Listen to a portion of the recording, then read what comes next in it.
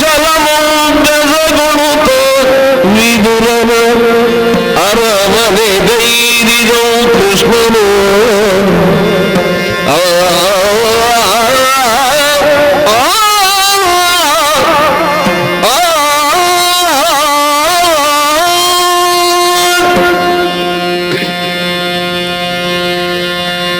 ತೋರಿಕೆಗೆ ಸಂಭ್ರಮವೇ ತುಂಬಿಕೊಂಡಿದೆ ಹಸ್ತಿನೆಯಲ್ಲಿ. ಸಂಧಾನಕ್ಕಾಗಿ ಆಗಮಿಸುವಂತಹ ಶ್ರೀಕೃಷ್ಣ ಸ್ವಾಮಿಯನ್ನು ಎದುರುಗೊಳ್ಳುವಂತಹ ಉದ್ದೇಶಕ್ಕಾಗಿ ಭರದ ಸಿದ್ಧತೆಯನ್ನು ಕುರುರಾಯ ಮಾಡಿದ್ದಾನೆ. ತೆರೆದ ಬಾಗಿಲಿನಿಂದ ಭರದ ಸಿದ್ಧತೆಯಿಂದ ಕೃಷ್ಣನನ್ನು ಎದುರುಗೊಳ್ಳುವಂತಹ ಕಾತರದಿಂದ ರಾಜಬೀದಿಯ ಇಕ್ಕೆಲಗಳಲ್ಲೂ ಜನರು ಸಂದಣಿಸಿ ಹೋಗಿದ್ದಾರೆ. ಕೃಷ್ಣನನ್ನು ಸತ್ಕರಿಸಬೇಕು ಅನ್ನುವಂತಹ ಉದ್ದೇಶ ಉಂಟು. ಆದರೆ ಕೃಷ್ಣನ ಸತ್ಕಾರ ಯಾವ ಅರ್ಥದಲ್ಲಿರಬೇಕು ಅನ್ನುವುದನ್ನು ಎಷ್ಟು ಗ್ರಹಿಸಿದರೂ ನನಗೆ ಸ್ಪಷ್ಟವಾಗುವುದಿಲ್ಲ.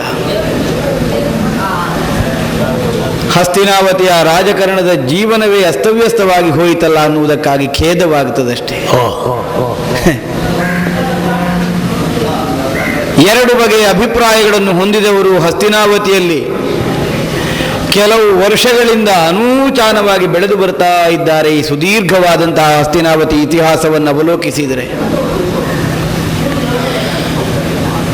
ಅರ್ಹತೆ, ಯೋಗ್ಯತೆ, ಅಧಿಕಾರ ಎಲ್ಲವನ್ನೂ ಹೊಂದಬಹುದಾದಂತಹ ವ್ಯಕ್ತಿಗಳು ತಮಗೆ ಬೇಡ ಅಂತ ದೂರ ಸರಿಯುವುದಕ್ಕೆ ತೊಡಗಿದ್ದಾರೆ. ಯಾರು ನಿಜವಾಗಿಯೂ ಇರಕೂಡದೋ ಅಂಥವರೆಲ್ಲ ತಾವೇ ಅಧಿಕಾರಿಗಳನ್ನು ಹಾಗೆ ತಮ್ಮನ್ನೇ ತಾವು ಪ್ರಕಟಿಸಿಕೊಳ್ಳುವುದಕ್ಕೆ ಆಸಕ್ತರಾಗಿದ್ದಾರೆ. ಇದೇ ಕಷ್ಟ ಆದದ್ದು. ರಾಜ ಪ್ರಾತಿನಿಧ್ಯವನ್ನು ವಹಿಸಿಕೊಂಡು ಕರ್ತವ್ಯದಲ್ಲಿ ತೊಡಗಿಸಿಕೊಂಡಂತಹ ಭೀಷ್ಮಾಚಾರ್ಯರು ಕಣ್ಣಿದ್ದು ಕುರುಡರಾದರು. ಸಿಂಹಾಸನದಲ್ಲಿ ಅಧಿಕಾರವನ್ನು ನಡೆಸಬೇಕಾದಂತಹ ಅಗತ್ಯವನ್ನು ಹೊಂದಿರುವಂತಹ ಧೃತರಾಷ್ಟ್ರ ಭೂಪತಿ ಹುಟ್ಟಿನಿಂದಲೇ ಕಣ್ಣು ಕಳಕೊಂಡವನು. ಒಬ್ಬನಿಗೆ ಹುಟ್ಟಿನಿಂದಲೇ ಇಲ್ಲ, ಇನ್ನೊಬ್ಬ ಇದ್ರೂ ಕಣ್ಣು ಮುಚ್ಚಿ ಕುಳಿತುಕೊಳ್ಳುವ ಸ್ಥಿತಿಯಾಗಿ ಹೋಗಿದೆ. ಎಂತಹ ಅನ್ಯಾಯ, ಎಂತಹ ಅಕ್ರಮಗಳು! ಯಾವುದನ್ನೆಲ್ಲ ನಾವು ಕಣ್ಣಿಂದ ಕಾಣಕೂಡದಿತ್ತು ಅದನ್ನೆಲ್ಲ ನೋಡಬೇಕಾದಂತಹ ದುಸ್ಥಿತಿ ನಮ್ಮ ಜೀವನದಲ್ಲಿ ಒದಗಿ ಹೋಯಿತು. ಇನ್ನಾದರೂ ಇದಕ್ಕೊಂದು ಶುಭವಾದ, ಸುಖದಾಯಕವಾದಂತಹ ಮುಕ್ತಾಯ ಸಿಗ್ತದೆ ಅನ್ನುವಂತಹ ನಿರೀಕ್ಷೆಯನ್ನು ನಾವಿಟ್ಟುಕೊಂಡ್ರು ಅಷ್ಟು ಸುಲಭದಲ್ಲಿ ಇದು ಬಗೆಹರಿಯುತ್ತದೆ ಅನ್ನುವಲ್ಲಿ ಯಾವ ವಿಶ್ವಾಸವೂ ಮೂಡುವುದಿಲ್ಲ. ಎಂತಹ ವಿಪರ್ಯಾಸಗಳೆಲ್ಲ! ಸಿಂಹಾಸನವನ್ನೇರುವಂತಹ ಅರ್ಹತೆ, ಅಧಿಕಾರವನ್ನು ಹೊಂದಿದ್ರೂ ದೇವವ್ರತ ನಾಮಕನು ಅದನ್ನು ತ್ಯಾಗ ಮಾಡಿ ಭೀಷ್ಮಾಚಾರ್ಯ ಅಂತ ಗುರುತಿಸಲ್ಪಟ್ಟು ಹಸ್ತಿನಾವತಿಯಲ್ಲಿ ಸುದೀರ್ಘ ಕಾಲ ಬದುಕಿ ಬಂದ. ತನಗೆ ಅಧಿಕಾರ ಬೇಡ ಅನ್ನೋ ಹಾಗೆ ಬಿಟ್ಟುಕೊಟ್ಟು ಬದುಕಿದಂತಹ ಅವನ ಕಣ್ಣ ಮುಂಭಾಗದಲ್ಲೇ ನಮ್ಮದು ಅಧಿಕಾರ ಅನ್ನೋ ಹಾಗೆ ಕಚ್ಚಾಡುವಂತಹ ಸ್ಥಿತಿ ಅವರ ಮೊಮ್ಮಕ್ಕಳದ್ದಾಗಿ ಹೋಗಿದೆ. ಎಷ್ಟೊಂದು ಭವ್ಯವಾದಂತಹ ನಿರೀಕ್ಷೆಯನ್ನಿಟ್ಟುಕೊಂಡಿರಬೇಕು ಹಸ್ತಿನಾವತಿ ಮನೆತನದ ಬಗ್ಗೆ ಪ್ರಪಂಚದವರು. ಅದೆಲ್ಲ ಹಾಳಾಗಿ ಹೋಗುವಂತಹ ಸ್ಥಿತಿ ಬಂತಲ್ಲ ಅನ್ನುವುದಕ್ಕಾಗಿ ನಮಗೆ ವೇದನೆಯಾಗ್ತಾ ಉಂಟು. ಆಗುವುದಕ್ಕೆ ಧೃತರಾಷ್ಟ್ರ ಭೂಪತಿಯ ಮಂತ್ರಿಯೂ ತಮ್ಮನು ಎರಡೂ ವಿಧದ ಸಂಬಂಧ ಹೊಂದಿದವನು ನಾನು. ಆದರೂ ಸುಯೋಧನನ ಆಳ್ವಿಕೆಯ ಸಮಯದಲ್ಲಿ ಅದಕ್ಕಿಂತ ಹೊರತಾಗಿ ಬೇರೆಯಾಗಿ ಬದುಕುವಂತಹ ಸ್ಥಿತಿ ಬಂದು ಹೋಗಿದೆ. ಕೌರವ ಪಾಂಡವರೊಳಗೆ ನಡೆದಂತಹ ದ್ಯೂತದಲ್ಲಿ ಪಾಂಡವರು ಕಾಡು ಪಾಲಾದರು. ಪಾಂಡವರನ್ನು ಹೆತ್ತಂತಹ ತಾಯಿ ಕುಂತಿ ದೇವಿಗೆ ಅರಮನೆಯಲ್ಲಿ ಬದುಕಲಿಕ್ಕೆ ಅವಕಾಶ ಇಲ್ಲ ಅಂತಾಗಿ ಹೋಯಿತು. ಪಾಂಡವರು ಹೋಗಲಿ ಕಾಡಿಗೆ, ಪಾಂಡು ಚಕ್ರವರ್ತಿಯ ರಾಣಿಯಾದಂತಹ ಕುಂತಿಗೆ ಯಾಕೆ ಗತಿಯಿಲ್ಲದ ಸ್ಥಿತಿ ಬರಬೇಕು?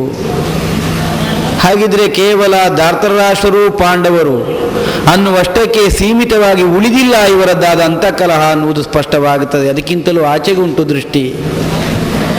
ಪಾಂಡು ಚಕ್ರವರ್ತಿಯು ಬದುಕಿರ್ತಿದ್ರೆ ಅವನಿಗೂ ಇದೇ ಗತಿ ಆಗುತ್ತಿತ್ತೋ ಏನೋ. ಪಾಂಡವ ಪಾಂಡವರು ಧರ್ಮಾತ್ಮರು ಸತ್ಯಾತ್ಮರು ಅನ್ನೋ ಹಾಗೆ ಆಡಿದರೆ ಅದನ್ನು ಒಪ್ಪಿಕೊಳ್ಳುವಂತಹ ಮನೋಭಾವ ಸುಯೋಧನಲ್ಲಿ ಮೂಡುವುದಿಲ್ಲ. ಯಾರ ಮಾತುಗಳನ್ನು ನಾವು ಕೇಳಬೇಕಿತ್ತು ಅಂತವರಿಗೆ ಅವಕಾಶ ಕೊಡುವುದಿಲ್ಲ.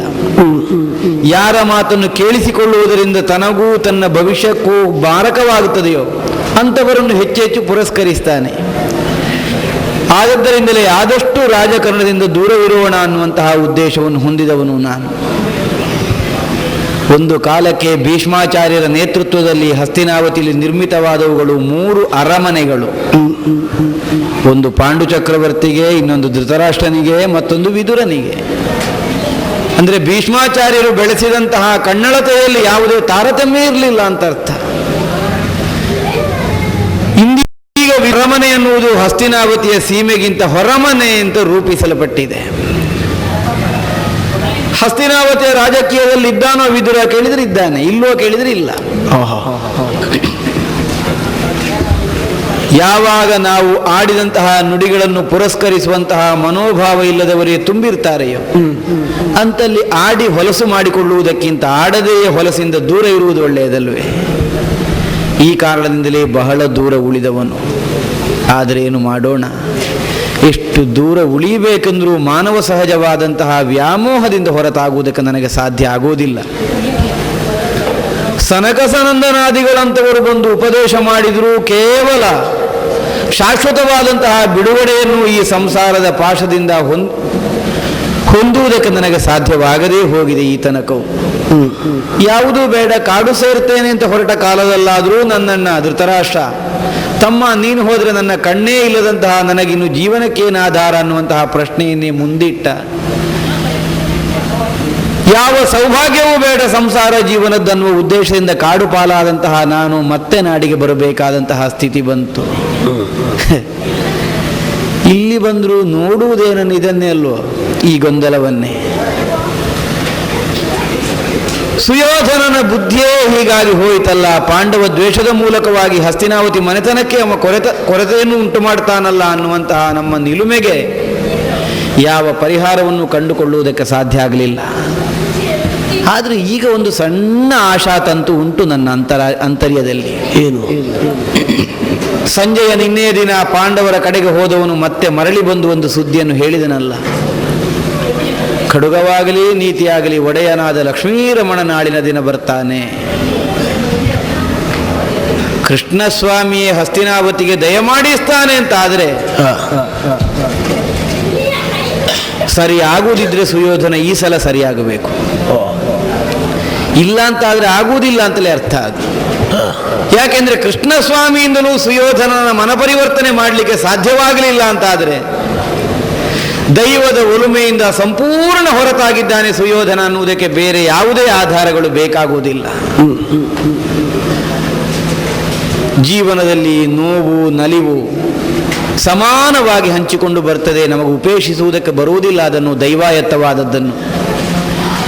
ಆದ್ದರಿಂದಲೇ ಬಹುದೀರ್ಘ ಕಾಲದ ಸಂಬಂಧವುಳ್ಳಂತಹ ಸಂಸಾರದಲ್ಲಿ ಒಮ್ಮೆಗೇ ವಿರಾಗವನ್ನು ಹೊಂದುವುದಕ್ಕಾಗುವುದಿಲ್ಲ. ಆ ಕುರಿತಾದಂತಹ ಆಕರ್ಷಣೆ ವ್ಯಾಮೋಹ ತನ್ನಿಂದ ತಾನಾಗಿಯೇ ಬಲವಾಗುತ್ತಾ ಹೋಗುತ್ತದೆ. ಸುಯೋಧನ ಪಾಂಡವ ದ್ವೇಷವನ್ನೇ ಪುಷ್ಟೀಕರಿಸುತ್ತಾ ಮುಂದುವರಿಯುವ ಸಮಯದಲ್ಲೆಲ್ಲ ಅವಕಾಶ ಸಿಕ್ಕಿದಲ್ಲಿ ಆಕ್ಷೇಪಿಸಿದ್ದುಂಟು. ನನ್ನ ಮಾತಿಗವ ಮನ್ನಣೆ ಕೊಡ್ಲಿ ಬಿಡ್ಲಿ, ಆದರೂ ಆಕ್ಷೇಪಿಸಿದ್ದುಂಟು. ಯಾವ ಕಾರಣಕ್ಕಾಗಿ? ಸುಯೋಧನನ್ನು ನೋಡಿದರೆ ಆಗುವುದಿಲ್ಲ ಅನ್ನುವ ಉದ್ದೇಶಕ್ಕಾಗಿ ಅಲ್ಲ, ಅವನೆಸಗುತ್ತಿರುವಂತಹ ಕೃತಿ ತಪ್ಪು ಅನ್ನುವಂತಹ ಒಂದೇ ಒಂದು ಕಾರಣಕ್ಕಾಗಿ. ಮನೆಯ ಹಿರಿಯರು ಮಕ್ಕಳನ್ನು ಬೈಯುವುದು, ಮಕ್ಕಳ ಏಳಿಗೆ ಯಾಗ ಕೊಡುವುದು ಅನ್ನುವ ದೃಷ್ಟಿಯಿಂದ ಅಲ್ಲ, ಅವರು ಉದ್ಧತರಾಗಬೇಕು ಅನ್ನುವ ಉದ್ದೇಶದಿಂದ. ನಮ್ಮನ್ನು ನೋಡಿದರೆ ಆಗುವುದಿಲ್ಲ ನಮ್ಮ ಹಿರಿಯರಿಗೆ ಅನ್ನುವಂತಹ ಭಾವವನ್ನು ಅವರು ಕಟ್ಟಿಕೊಳ್ತಾರೆ ಅಂತಾದರೆ ನಮಗೇನು ಮಾಡುವುದಕ್ಕೆ ಬರ್ತದೆ? ಹಸ್ತಿನಾವತಿಯ ನಗರಕ್ಕೆ ನಗರವೇ ಸಂಭ್ರಮದಿಂದ ಕೃಷ್ಣನ ಸ್ವಾಗತಕ್ಕಾಗಿ ಎದುರುಗೊಂಡಂತಹ ಈ ದಿನವಾದರೂ ನಾನು ಅದಕ್ಕಿಂತ ಹೊರತಾಗಿಯೇ ಉಳಿದಿದ್ದೇನೆ. ಯಾಕೆಂದರೆ ಭೀಷ್ಮದ್ರೋಣಾದಿಗಳ ಪುರಪ್ರಮುಖರ ಮನೆಯಲ್ಲೆಲ್ಲ ಸುಯೋಧನನ ಅಪೇಕ್ಷೆಯಂತೆ ಕೃಷ್ಣನ ಸ್ವಾಗತಕ್ಕಾಗಿ ಭರದ ಸಿದ್ಧತೆಗಳಾಗಿ ಹೋಗಿವೆ. ವಿದುರನ ಅರಮನೆಯಲ್ಲಿ ಅದಕ್ಕೆ ಅವಕಾಶವೂ ಇಲ್ಲ, ಅದು ಆಗಲೂ ಇಲ್ಲ. ಯಾಕೆಂದರೆ ಹಸ್ತಿನಾವತಿ ಅರಮನೆಯಿಂದ ಏನೋ ಒಂದು ಮುಷ್ಟಿ ಕೊಟ್ಟು ನಾವಿಲ್ಲಿ ಸಿದ್ಧಪಡಿಸಿದ್ದಲ್ಲ, ಅಥವಾ ಕೃಷ್ಣಸ್ವಾಮಿ ನನ್ನ ಮನೆಗೆ ಬರ್ತಾನೆ ಅನ್ನುವಂತಹ ಯಾವ ಒಂದು ನಿರೀಕ್ಷೆಯನ್ನು ಇಟ್ಟುಕೊಳ್ಳುವುದಕ್ಕೆ ನನಗೆ ಸಾಧ್ಯ ಇಲ್ಲ. ಯಾವ ಕಾರಣಕ್ಕಮ್ಮ ಬರಬೇಕು? ಹಾಗೆಂದು ಸೇರಿದಂತಹ ಜನರ ಮಧ್ಯದಲ್ಲೇ ಒಂದಾಗಿ ಹೋಗಿ ಸ್ವಾಮಿಯನ್ನು ನೋಡೋಣವೋ? ನನ್ನ ಈ ಹರೆಯದಲ್ಲಿ ನನಗದಕ್ಕೆ ಅವಕಾಶ ಇಲ್ಲ. ನೋಡಲೇಬೇಕು ಅಂತ ಅನ್ನಿಸಿದರೆ ಕೃಷ್ಣನೇ ದಯ ಮಾಡಿಸಬೇಕು. ಈ ಒಂದು ನಿರೀಕ್ಷೆಯನ್ನು ಮಾತ್ರ ಇಟ್ಟುಕೊಂಡಿರುವವನು ನಾನು. ಆದರೆ ಅದು ಸಾಧ್ಯವಾಗುವಂತಹದಲ್ಲ. ಕೃಷ್ಣಸ್ವಾಮಿಯದ್ದಾದಂತಹ ಕಾರಣಿಕವನ್ನು ಬಲ್ಲವನು ನಾನು. ಅವನ ಅನುಗ್ರಹ ವಿಶೇಷವಾಗುವುದಂದ್ರೆ ಅಷ್ಟು ಸುಲಭ ಸಾಧ್ಯವೇ? ಆದದ್ದರಿಂದಲೇ ಹಸ್ತಿನಾವತಿಯಲ್ಲಿ ಇಡೀ ಪುರದವರೆಲ್ಲ ಸಂಭ್ರಮವನ್ನು ಉಣ್ಣುತ್ತಿದ್ದರು. ಅಂತರ್ಯದಲ್ಲಿ ವಿಷಾದವನ್ನೇ ಉಣ್ಣುತ್ತಾ ನನ್ನ ಅರಮನೆಯ ಚಾವಡಿಯಲ್ಲೇ ಕುಳಿತುಕೊಂಡಿದ್ದೇನೆ. ಅದ್ಯಾರು? ಓ, ಅದೇನದು? ಏನೋ ಒಂದು ರಥ ಈ ಕಡೆಗೆ ಬರ್ತಾ ಇರುವ ಹಾಗುಂಟಲ್ಲ. ಬಂದೇ ಬಿಟ್ಟಿದ್ದಲ್ಲ ರಥ. ಯಾರು? ಯಾರಿದರಲ್ಲಿ ಕುಳಿತವನು ಯಾರು? ನೋಡಿದೋ ಕಂದಣಿಯೋ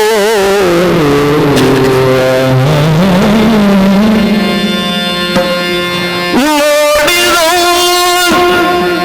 ಕಂದಣಿಯೋ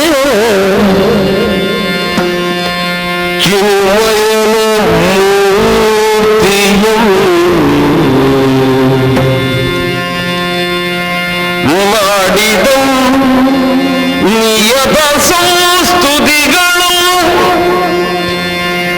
ಬಿರಿದು ಕೊಂಡಾಡಿದ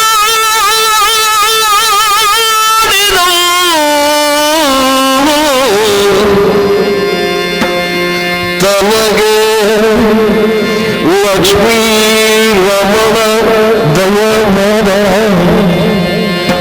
ನನಗೆ ಲಕ್ಷ್ಮೀ ರಮಣ ದಯವಾದ ಎನ್ನುತ್ತಲ ವಿದುರನು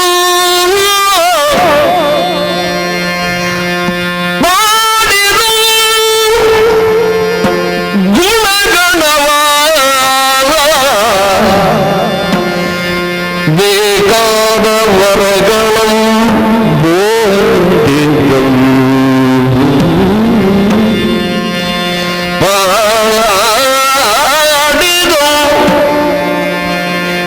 ಗುಣಗಣವ ಬೇಕಾದ ಮರಗಳು ಬೇಡಿದು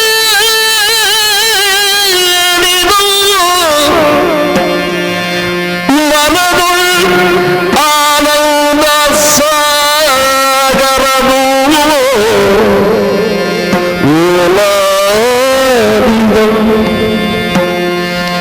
ಕೈ ಮುಗಿದು ನಿಂದಿರಲ್ಪವನ ಕೈವಿಯೋ ಮುರಹರ ನೋಡಿದು ಚಿನ್ಮಯನ ಮೂರ್ತಿಯಂ ಕಂದಣಿಯೋ ಕೃಷ್ಣ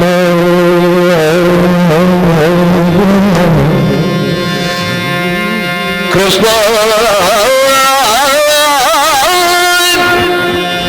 ಕೃಷ್ಣ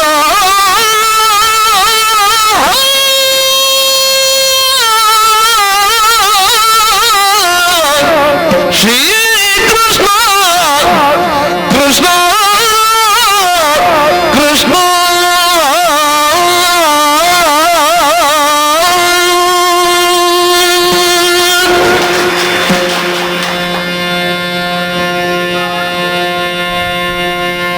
ಅರಮನೆಯೊಳಗೆ ಕುಳಿತಿದ್ದವನು ನಾನು. ಕೃಷ್ಣಾನುಗ್ರಹದ ನಿರೀಕ್ಷೆಯಿಂದ ಮೈಮರೆತು ವ್ಯವಹರಿಸುತ್ತಾ ಇದ್ದವನು. ನನ್ನ ಮೈಯನ್ನೇ ನಾನು ಚಿವುಟಿ ನೋಡಿಕೊಳ್ಳಬೇಕಾದಂತಹ ಸ್ಥಿತಿ ಬಂತಲ್ಲ ನನ್ನ ಜೀವಿತದಲ್ಲಿ. ಎಚ್ಚರದಲ್ಲೇ ಇದ್ದೇನೆ ನಾನು. ಸ್ಪರ್ಶ ಅನುಭವ ಆಗ್ತಾ ಉಂಟು ನನಗೆ. ಕನಸಲ್ಲ ಕಾಣ್ತಾ ಇರುವುದು. ಸಾಧ್ಯವೇ ಇಂತಹ ಒಂದು ಅವಕಾಶ ವಿದುರನ ಜೀವನದಲ್ಲಿ ಸಿದ್ಧಿಯಾದೀತೆ? ಇದೇ ನನಗೆ ವಿಸ್ಮಯವನ್ನುಂಟು ಮಾಡ್ತಾ ಇದೆ.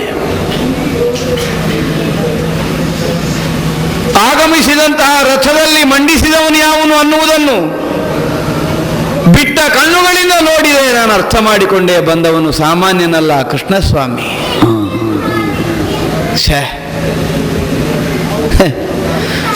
ವಿದುರನ ಅರಮನೆಗೆ ಕೃಷ್ಣನ ಆಗಮನ ಅನ್ನುವುದು ವಿದುರನ ಜೀವನದ ಹಗಲುಗನಸು. ರಾತ್ರಿಯದ್ದು ಕೂಡ ಅಲ್ಲ, ಹಗಲಿನದ್ದು ಅಂತ ಅರ್ಥ. ಯಾವ ಕಾರಣಕ್ಕೂ ನನಸಾಗುವುದಕ್ಕೆ ಸಾಧ್ಯವಿಲ್ಲ ಅನ್ನುವ ಹಾಗೆ ನಾನು ಕಲ್ಪಿಸಿಕೊಂಡಿದ್ದನು.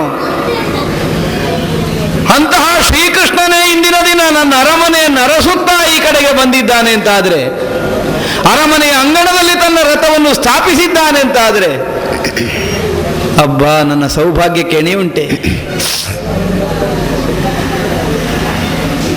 ಜೀವನದಲ್ಲೇ ನೈರಾಶ್ಯವನ್ನು ಹೊಂದುವಂತಹ ಜಿಗುಪ್ಸೆಯನ್ನು ನಾನು ಕಂಡುಕೊಂಡಿದ್ದೆ ಸುದೀರ್ಘವಾದಂತಹ ಬದುಕಿನಲ್ಲಿ.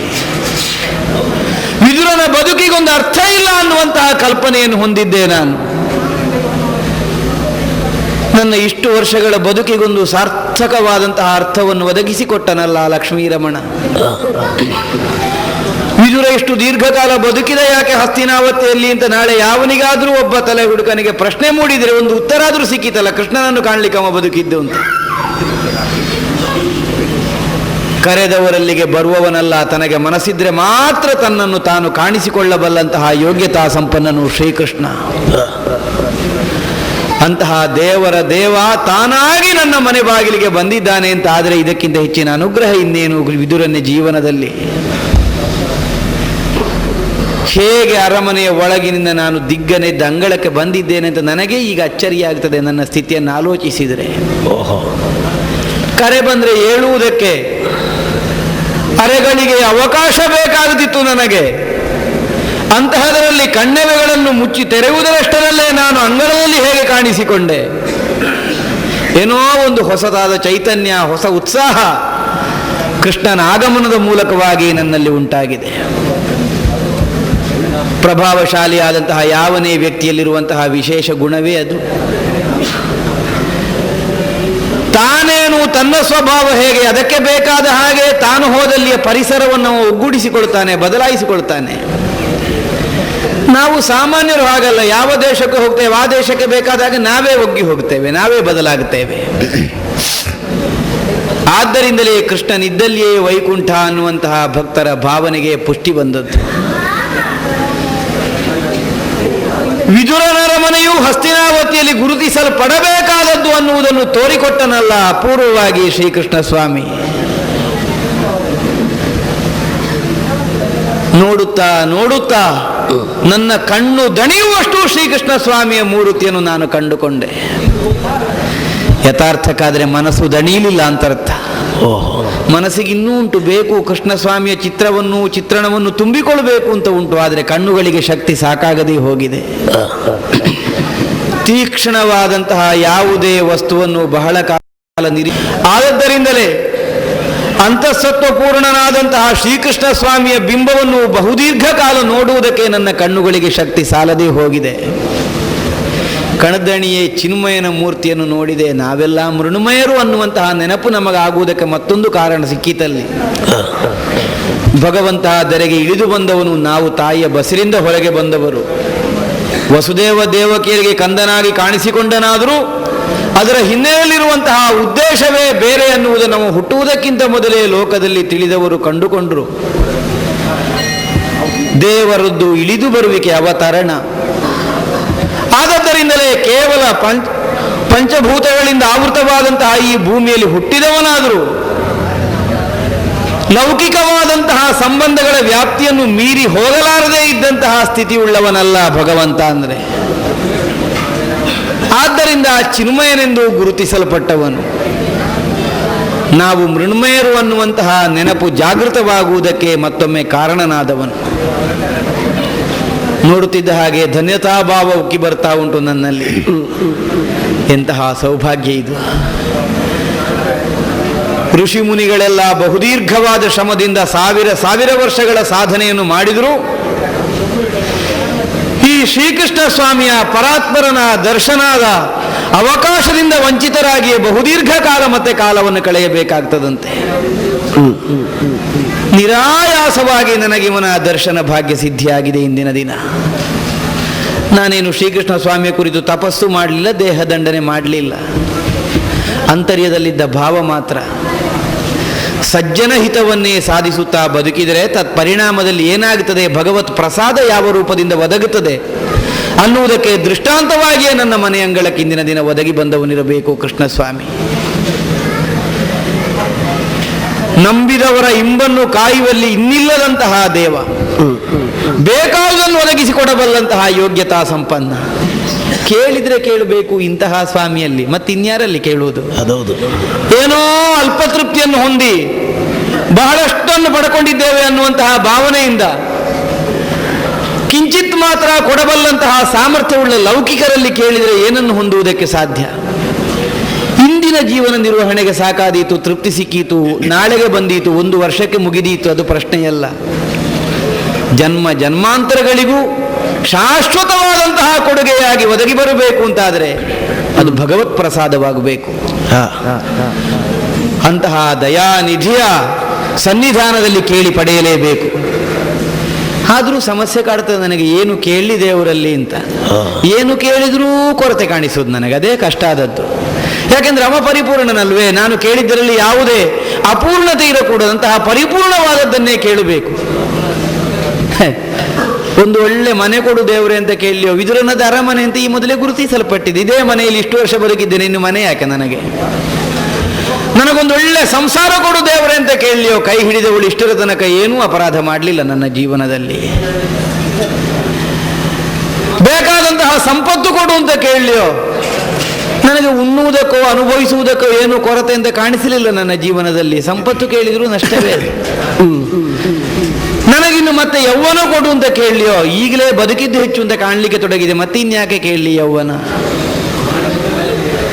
ನನ್ನ ದೇಹಕ್ಕೊಂದು ತ್ರಾಣ ಕೊಡು ಅಂತ ಕೇಳಿಯೋ, ಯಾವ ಪ್ರಜೆಗಳನ್ನು ಪರಿಪಾಲಿಸುವ ಉದ್ದೇಶಕ್ಕಾಗಿ ಶರೀರದ ತ್ರಾಣವನ್ನು ಅಪೇಕ್ಷಿಸಬೇಕು ನಾನು? ವಿದ್ಯೆ ವಿವಾದಕ್ಕಾದೀತು, ಸಂಪತ್ತು ದುರ್ವ್ಯಯಕ್ಕಾದೀತು.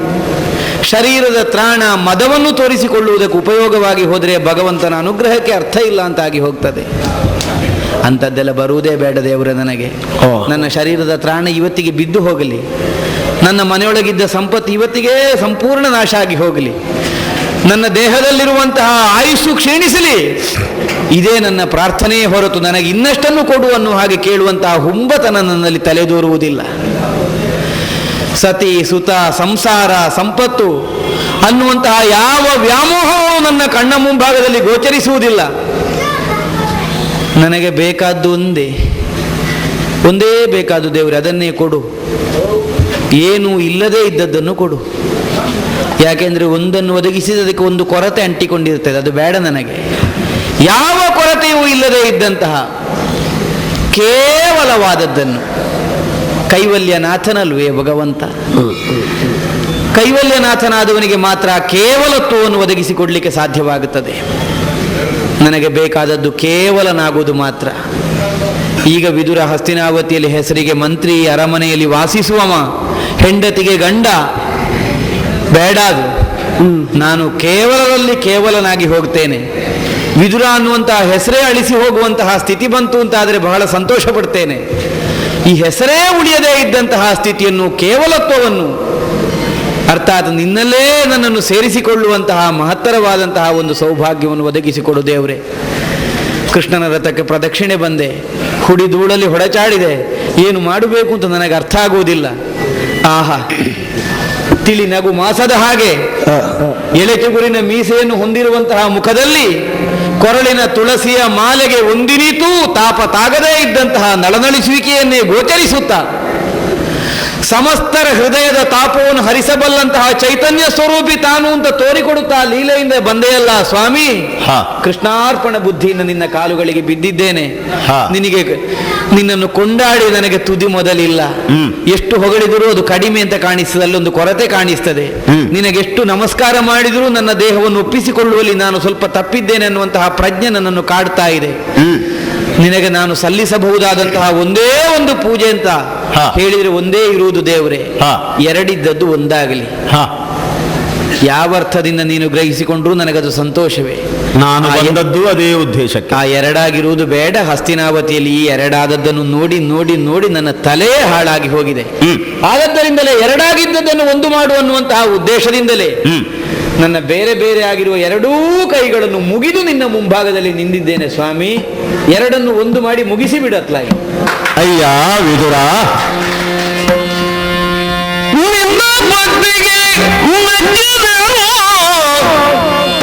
ನಿನ್ನ ಭಕ್ತಿಗೆ ಮೆಚ್ಚಿದೆನು ಮೆಚ್ಚಿದನು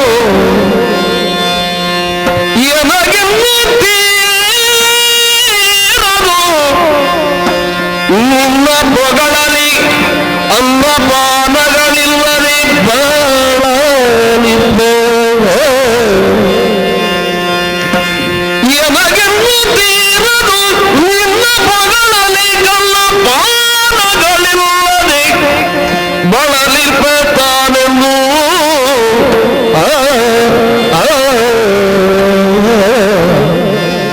ನಿನ್ನ ಭಕ್ತಿಗೆ ಮೆಚ್ಚಿದನು.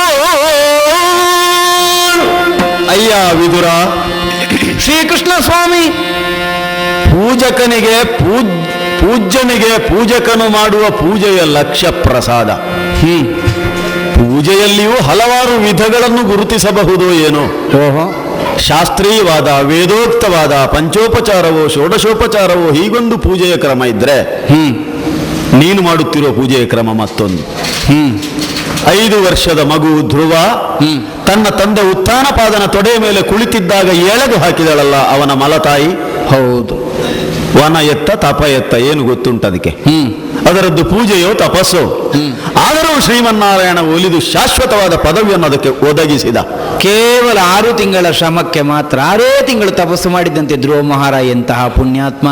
ಅಲ್ಲಿ ಭಗವತ್ ಕೃಪೆಗೆ ಕಾರಣವಾಗಬಹುದಾದಂತಹ ಮಾನಸಿಕ ಸಿದ್ಧತೆಯನ್ನು ಎನ್ನುವುದೇ ಮುಖ್ಯ ಅಲ್ವೇ. ಹೌದು, ಕಲ್ಮಶ ರಾಹಿತ್ಯದಿಂದ ಕೂಡಿದ ಶುದ್ಧಾಂತಕರಣ ಇತ್ತು ಧ್ರುವ ಮಹಾರಾಯನಲ್ಲಿ. ಮೂಕ ಪ್ರಾಣಿಯಾದಂತಹ ಆನೆ ಕೊಳದಲ್ಲಿದ್ದಂತಹ ಒಂದು ತಾವರೆಯನ್ನು ಎತ್ತಿ ಮೇಲೆ ಹಿಡಿದಾಗ ಗಜೇಂದ್ರ ಮೋಕ್ಷ ಅದಕ್ಕಾಯಿತು. ಹೌದು, ಇದನ್ನೆಲ್ಲ ಯೋಚಿಸಿದರೆ ನೀನು ಮಾಡುತ್ತಿರುವ ಈ ಪೂಜೆಯು ಅಂಥದ್ದೇ. ಭಾವ ತುಂಬಿದ ಅಂತಃಕರಣ ಪೂರ್ವಕವಾದಂತಹ ಈ ಪೂಜೆಯಲ್ಲಿ ಶಾಸ್ತ್ರೀಯವಾದ ಪ್ರಕ್ರಿಯೆ ಬೇಡ, ಅದಿಲ್ಲ. ನನ್ನ ರಥವನ್ನು ಕಂಡಾಗ ನೀನು ದಿಗ್ಗನೆ ಎದ್ದು ಅಂಗಳಕ್ಕೆ ಹಾರಿದ್ದೇನು. ನಾನು 50 ವರ್ಷ ಹಿಂದಕ್ಕೆ ಹೋಗಿದ್ದೇನೆ ಕೃಷ್ಣ, ನಿನ್ನನ್ನು ನೋಡಿದ ಮಾತ್ರಕ್ಕೆ. ಕುಣಿದು ಕುಪ್ಪಳಿಸಿದ್ದೇನು. ರಥಕ್ಕೆ ಸುತ್ತು ಬಂದದ್ದೇನು. ಪ್ರದಕ್ಷಿಣೆಯೋ ಅಪ್ರದಕ್ಷಿಣೆಯೋ ಪ್ರಶ್ನೆ ಅಲ್ಲ, ಸುತ್ತು ಬಂದದ್ದು. ಹೇಗೆಲ್ಲ ಬಂದಿದ್ದೇನೆ ಅಂತ ನನಗೆ ಗೊತ್ತಿಲ್ಲ. ನಿನ್ನ ಮುಖ ನೋಡುವಾಗ ನನಗೆ ಕಾಣುದು ಬೆನ್ನು ಎಷ್ಟು ಚಂದ ಇರಬಹುದು ಅಂತ. ಬೆನ್ನು ನೋಡುವಾಗ ಕಾಣುದು ಮುಖ ಬಿಟ್ಟು ಬಿಟ್ನಲ್ಲ ನಾನು ಅಂತ. ಒಮ್ಮೆ ಬೆನ್ನು ನೋಡುದು, ಒಮ್ಮೆ ಮುಖ ನೋಡುದು, ಒಮ್ಮೆ ಎಡಕೈ ನೋಡುದು, ಒಮ್ಮೆ ಬಲಕೈ ನೋಡುದು, ಇದೇ ಆಯ್ತದ ಭಾವಾವೇಶ. ಇಂತಹ ನಿನ್ನ ಭಾವಾವೇಶದ ಭಕ್ತಿ ಪಾರಮ್ಯವನ್ನು ಹೊಗಳುವುದಕ್ಕೆ, ಆ ಭಕ್ತಿಗೊಂದು ಪ್ರಾಮಾಣಿಕವಾದ ಪ್ರಮಾಣಬದ್ಧವಾದ ಮಿತಿಯನ್ನು ಕೊಡುವುದಕ್ಕೆ 2 ಕಾರಣಗಳಿಂದ ನನಗಾಗುವುದಿಲ್ಲ.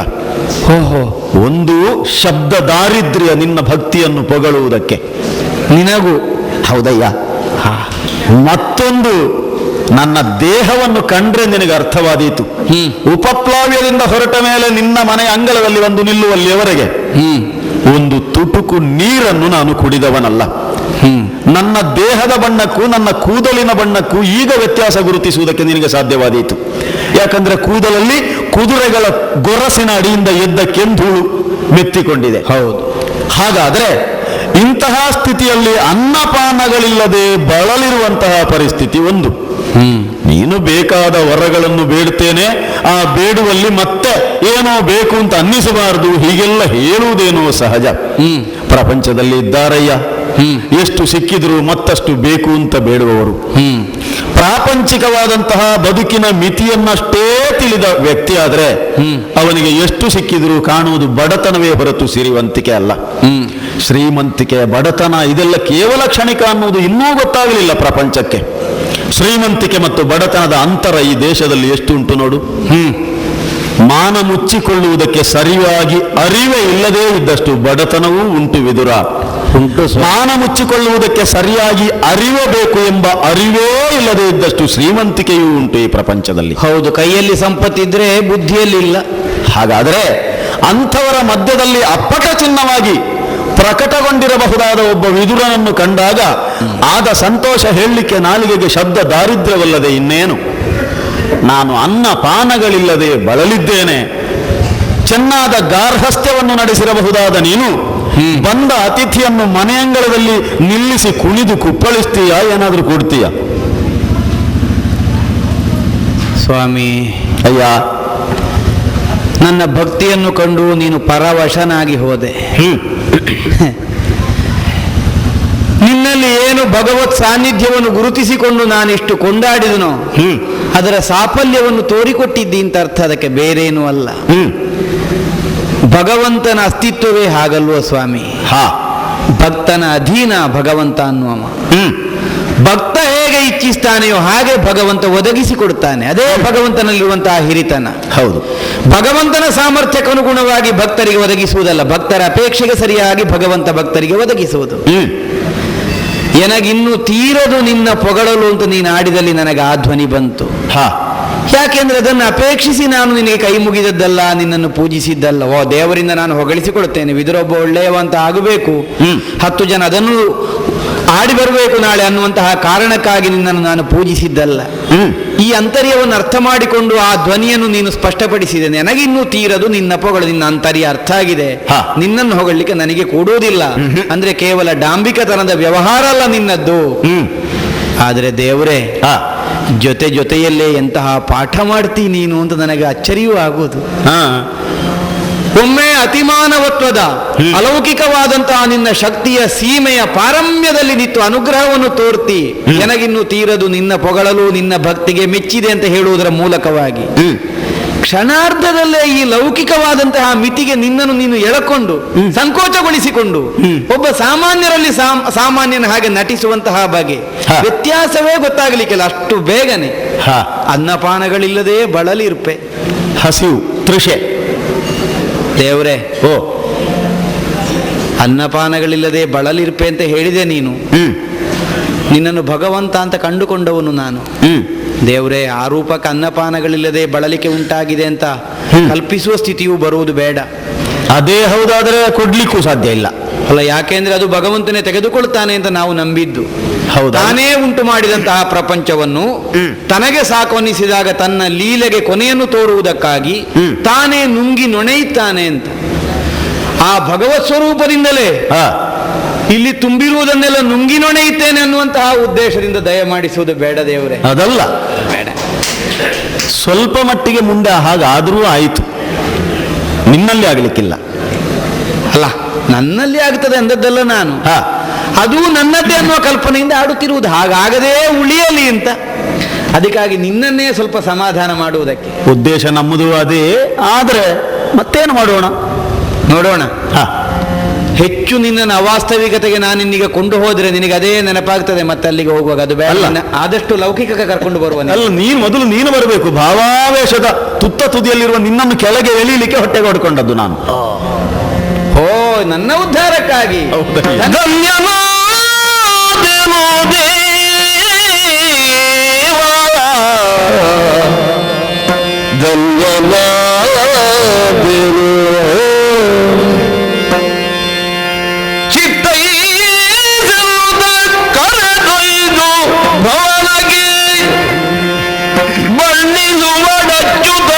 ಮಹಿಮೆಗಾಳ ಅರಿಯುವುದ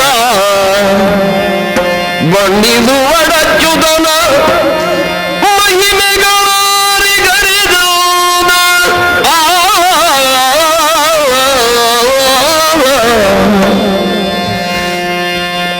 ಮಗುಳ ಪುರುಷೋತ್ತಮನ ಸುಪ್ಪತ್ತಿಗೆಯ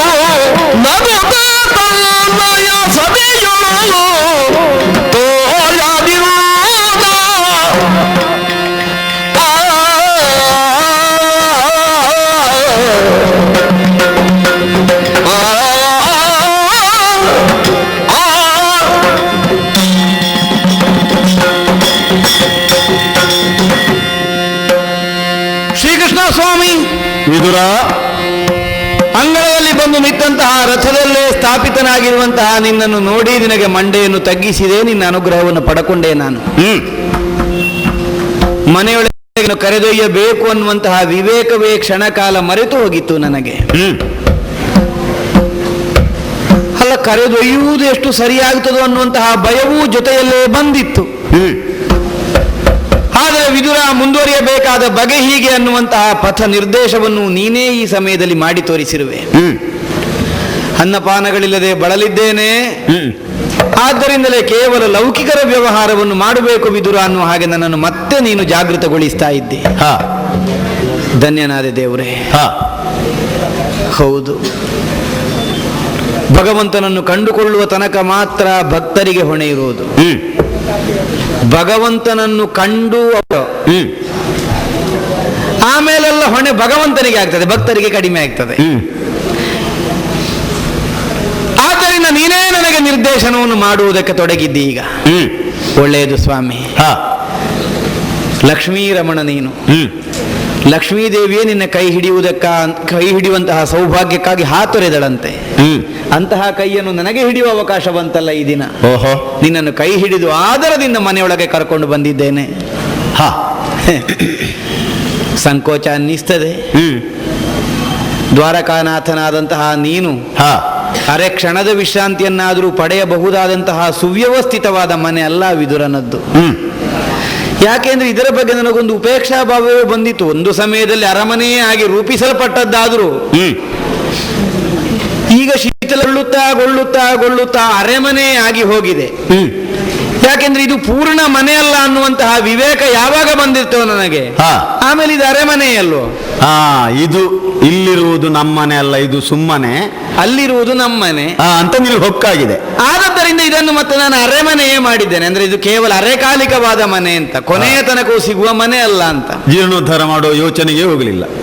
ಹೋಗಿಲತ್ಲಾಗಿ ಶಿಥಿಲಗೊಂಡದ್ದು, ಅದರ ಬಗ್ಗೆ ಯೋಚನೆ ಯಾಕೆ? ನಿಜವಾಗಿ ಶೈಥಿಲ್ಯಗೊಂಡದ್ದು ಬೇರುಂಟು, ಒಳ್ಳೆದಾಗಬೇಕಾದದ್ದು, ಭದ್ರವಾಗಬೇಕಾದದ್ದು, ಅದು ಆಗಲೇ ಇಲ್ಲ. ಮತ್ತೆ ಈ ಸ್ಥಾವರವನ್ನು ಮಾಡಿ ಏನು ಮಾಡ್ಲಿಕ್ಕುಂಟು ನಾವು? ಆ ಕಾರಣಕ್ಕೆ ಉಪೇಕ್ಷಾ ಭಾವದಿಂದ ಇದ್ದೆ. ಆದ್ರೆ ಅದಕ್ಕೊಂದು ಪರಿಪೂರ್ಣತೆ ಬಂತು ಇಂದಿನ ದಿನ. ನೀನೇ ಬಂದೆಯಲ್ಲ ಗರ್ಭಗೃಹದ ತನಕವು. ಭಗವಂತ, ಇದೋ ಈ ಮೆತ್ತೆಯ ಹಾಸಿನ ಮೇಲೆ ನಿನ್ನನ್ನು ಕುಳ್ಳಿರಿಸಿದ್ದೇನೆ. ಸುಪ್ಪತ್ತಿಗೆ ಅಂದ್ರೆ ಸುಖವಾಗಿ ಕೂರುವುದಕ್ಕೆ ಅವಕಾಶವನ್ನು ಮಾಡಿಕೊಡುವುದು ಅನ್ನುವುದಷ್ಟೇ ಅರ್ಥ. ಅದು ಅನುಭವಿಸುವವನ ಅನುಭವಕ್ಕೆ ಎಟಕುವ ಹಾಗೆ ಬಗೆ ಬೇರೆ ಬೇರೆ ಆಗಿರಬಹುದು. ಹೌದು, ಋಷಿಗಳಿಗಾದ್ರೆ ದರ್ಭಾಸನವೇ ಸುಪ್ಪತ್ತಿಗೆ, ಅವರಿಗೆ ಅದೇ ಸುಪ್ಪತ್ತಿಗೆ ಆಗುತ್ತದೆ. ಒಬ್ಬಾತ ಅರಸನಿಗಾದ್ರೆ ರತ್ನಖಚಿತವಾದ ಸಿಂಹಾಸನವೇ ಸುಪ್ಪತ್ತಿಗೆ ಆಗುತ್ತದೆ. ಸುಖಲೋಲುಪತೆಯನ್ನೇ ತನ್ನ ಜೀವನದಲ್ಲಿ ಬಹುಮುಖ್ಯ ಅಂತ ಕಲ್ಪಿಸಿಕೊಂಡವನಿಗಾದ್ರೆ ಮೆತ್ತೆಯ ಗಾದಿಯೇ ಸುಪ್ಪತ್ತಿಗೆ ಆಗುತ್ತದೆ. ಹೌದು. ಅಂತೂ ನಿನಗೆ ಯಾವುದು ಸುಪ್ಪತ್ತಿಗೆಯೋ ನಾನು ಗ್ರಹಿಸಲಾರೆ. ನನಗೆ ಯಾವುದಕ್ಕೂ ಒಗ್ಗಿಕೊಳ್ಳಬಲ್ಲೆ ನಾನು. ಹೌದು ಸ್ವಾಮಿ, ಒಡಲೊಳಗೆ ನಂಜನ್ನೇ ತುಂಬಿಕೊಂಡಿರುವವನ ಮೇಲಾದರೂ ಮೈ ಚೆಲ್ಲಿ ಲೋಕಕ್ಕೆ ಅಮೃತದ ಫಲವನ್ನೇ ಕರುಣಿಸಬಲ್ಲಂತಹ ಕರುಣಾ ಸಮುದ್ರನು ನೀನು. ಆದದ್ದರಿಂದಲೇ ನಿನಗೆ ಕುಳಿತಿರುವುದಕ್ಕೆ ಯಾವುದಾದ್ರೇನು ಅದು ಒಪ್ಪತ್ತಿಗೆ. ಸುಪ್ಪತ್ತಿಗೆ ಯಾಕೆ, ಮತ್ತೊಂದು ಯಾಕೆ? ಈ ಹಾಸುಗೆಯ ಮೇಲೆ ಕುಳಿತುಕೊಳ್ಬೇಕು ಸ್ವಾಮಿ. ನಿನ್ನನ್ನು ಪೂಜಿಸಬೇಕು, ಕಾಲು ತೊಳೆಯಬೇಕು, ವಿಧ ವಿಧವಾದಂತಹ ಅರ್ಚನೆಯನ್ನೆಸಗಬೇಕು ಅನ್ನುವಂತಹ ಉದ್ದೇಶ ಎಲ್ಲ ನನ್ನ ಮನಸ್ಸಿನಲ್ಲಿ ಉಂಟು. ಯಾಕೆಂದ್ರೆ ಇಂದಿನ ಜೀವನವೇ ನನಗೆ ಧನ್ಯತೆಯನ್ನು ಒದಗಿಸಿಕೊಡ್ತದೆ. ಮಹಾತ್ಮರೋ ಸತ್ಪುರುಷರೋ ಆಗಮಿಸಿದಾಗ ಅಂಥವರ ಪಾದಧೂಳಿಯಿಂದ ಅವರ ಮನೆ ಪಾವನ ಆಗುತ್ತದೆ, ಮನೆತನ ಉದ್ಧಾರ ಆಗುತ್ತದೆ ಅನ್ನುವಂತಹ ನಂಬಿಕೆಯನ್ನು ಹೊಂದಿದಂತಹ ಆಶ್ರಯವಾದ ಪದ್ಧತಿಯಲ್ಲಿ ವಿಶ್ವಾಸವನ್ನಿಟ್ಟವನು ನಾನು. ಲೋಕವನ್ನೇ ಉದ್ಧರಿಸುವಂತಹ ಉದ್ದೇಶಕ್ಕಾಗಿ ಅವತಾರಗೈದಂತಹ ನೀನು ಆಗಮಿಸುವುದರ ಮೂಲಕ ಎಂತಹ ಸೌಭಾಗ್ಯ ಬಂತು. ಅಘನಾಶಿನಿಯಾದ ಗಂಗಾ ಭವಾನಿಯೇ ಹುಟ್ಟಿಕೊಂಡಳಂತೆ ನಿನ್ನ ಕಾಲಿನಿಂದ. ಆ ಕಾಲನ್ನೇ ಅಲ್ವೇ ನೀನಿಂದೀಗ ನನ್ನ ಮನೆಯೊಳಗೆ ತಂದಿರುವುದು. ಹಾಗಿದ್ರೆ ಗಂಗೆಯೇ ನನ್ನ ಮನೆಯೊಳಗೆ ಹರಿದು ಬಂದಷ್ಟು ಪಾವನತೆಯಲ್ಲಿ ಕಂಡುಕೊಳ್ಳುವುದಕ್ಕೆ ನನಗೆ ಸಾಧ್ಯವಾಗುತ್ತದೆ. 33 ಕೋಟಿ ದೇವತೆಗಳು ಹರ ಪಿತಾಮಹರು ನಿನ್ನ ಅನುಗ್ರಹ ವಿಶೇಷಕ್ಕಾಗಿ ನಿನ್ನ ಪಾದವನ್ನು ಪೂಜಿಸುವುದಕ್ಕಾಗಿ ಹಂಬಲಿಸ್ತಾರಂತೆ. ಅಂತಹ ಎರಡು ಪಾದಗಳನ್ನು ಒಂದೆಡೆಯಲ್ಲಿ ಇಟ್ಟು ಪೂಜಿಸುವಂತಹ ಸೌಭಾಗ್ಯ ನನಗೆ ಬಂತು ಅನ್ನುವಾಗ ಹಾ. ನಿಜವಾಗಿ ಅವರೆಲ್ಲರ ಪದವಿಗಿಂತ ಬಹಳ ದೊಡ್ಡದು ವಿದುರನದ್ದು ಅಂತ ಅನ್ನಿಸಲಿಲ್ವ ಸ್ವಾಮಿ? ಅಂತಹ ಅವಕಾಶವನ್ನು ನನ್ನ ಜೀವನದಲ್ಲಿ ಒದಗಿಸಿಕೊಟ್ಟೆ. ಹಾ. ಆದರೂ ಮರೆತು ಬಿಟ್ಟೆ ನಾನು. ಶೇ, ನನಗೆ ಯಾಕೆ ಹೀಗೀಗ ಆಗ್ತದೆ ಅಂತ. ಗೃಹಸ್ಥ ನಾನು. ಹೌದಲ್ಲ? ಹೌದು, ಸದ್ಗೃಹಸ್ಥ. ಗೃಹಸ್ಥ ಅಂದ ಮೇಲೆ ಗೃಹಿಣಿಯನ್ನು ಹೊಂದಿದವನೇ ಇರಬೇಕು, ಅಲ್ಲದಿದ್ರೆ ಗೃಹಸ್ಥ ಆಗೋದಿಲ್ಲ. ಗೃಹಿಣೀ ಗೃಹ ಮುಚ್ಚತೆ ಅಲ್ವೇ? ನಾನು ವಿದುರ ನಾಮಕನು. ಹೌದು. ವಿಧುರನಲ್ಲ. ಸರ್ವಥಾ ಹಾಗಾಗುವುದು ಬೇಡ. ಹೌದೌದೌದು. ಹಾ. ಇದ್ದಾಳೆ ಹೆಂಡತಿ. ಹೌದಾ? ಪಾರಸವಿ ಶ್ರೀರಮಣ ದಯಾಮದ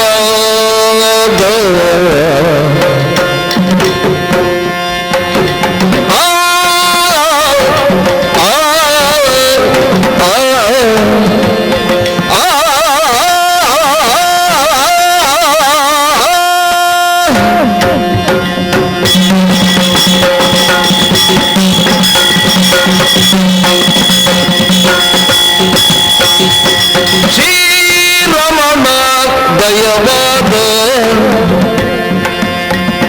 ಯಮಗಿರುನಾರು ಲೋಕದೊಳು ಎಳೆಯು ನೀಗನಾರೆ ನೋಡಿದು ತೀರ್ಚು ಬಿಂದನ ಘೋರ ದುರಿತವನೋದನು ಸದಿಯೊಳಂದು ನೀಗನಾರೆ ನೋಡಿದು ತೀರ್ಚು ಬಿಂದನ ಘೋರ ದುರಿತವನೋದನು ಸದಿಯೊಳಂದು ಶ್ರೀರಮಣ ದಯವಾದ ಯಮಗಿರುನಾರು ಎಳೆಯೋ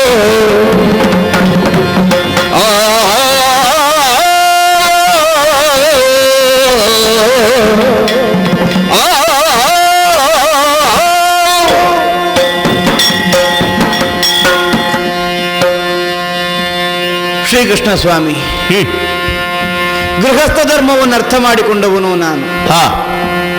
ಪತಿಯಾದವನು ಮಹಾತ್ಮರನ್ನು ಆಧರಿಸುವಾಗ, ಸತ್ಕರಿಸುವಾಗ, ಭಗವಂತನನ್ನು ಪೂಜಿಸುವಾಗ ತನ್ನ ಕೈ ಹಿಡಿದಂತಹ ತನ್ನ ಧರ್ಮಪತ್ನಿಯನ್ನು ಜೊತೆಗೂಡಿಸಿಕೊಳ್ಳಬೇಕು ಅನ್ನುವಂತಹ ಶಾಸ್ತ್ರವನ್ನು ನಾನು ಬಲ್ಲೆ.